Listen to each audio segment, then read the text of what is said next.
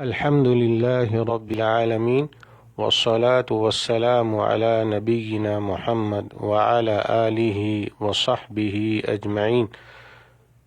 محترم سامعین، بندہ توحید کے اقرار و اعتراف میں جس قدر پختہ ہو وہ اسی قدر جنت میں داخل ہونے کا حقدار ہوتا ہے، خواہ اس کے اعمال کیسے ہی ہوں۔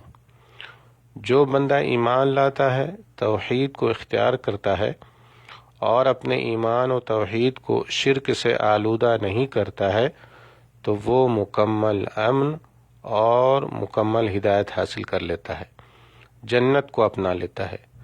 اور بندہ جس قدر شرک کا مرتکب ہو کر توحید میں نقص پیدا کر لیتا ہے، اس سے اسی قدر امن اور ہدایت مفقود ہو جاتی ہے۔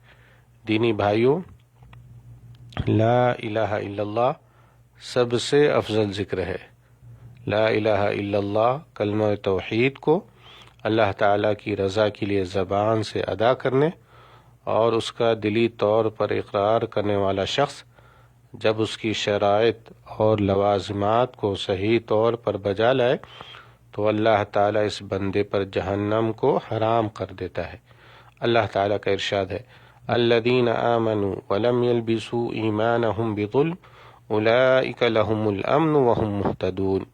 جو لوگ ایمان لے آئے اور اپنے ایمان کو شرک سے آلودہ نہیں کیا، انہی کے لیے امن ہے اور وہی راہ راست پر ہے۔ سورۃ الانعام آیت نمبر 82۔ رسول اللہ صلی اللہ علیہ وسلم کا فرمان ہے، فإن اللہ حرم علی النار من قال لا الہ الا اللہ یبتغی بذلک وجہ اللہ۔ جو شخص رضا الہی کی نیت سے لا الہ الا اللہ کا اقرار کرے، اللہ تعالیٰ اس پر جہنم حرام کر دیتا ہے۔ رواہ البخاری و مسلم۔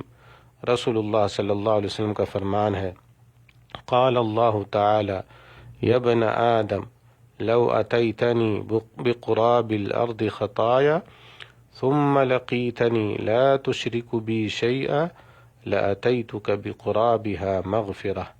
اللہ تعالیٰ فرماتے ہیں، اے ابن آدم، اگر تو میرے پاس زمین بھر گناہ کر کے آئے پھر تو اس حال میں مجھ سے ملے کہ تو میرے ساتھ کسی بھی چیز کو شریک نہ ٹھہراتا ہو تو میں اسی قدر مغفرت لے کر تیرے پاس آؤں گا۔ رواہ الترمذی۔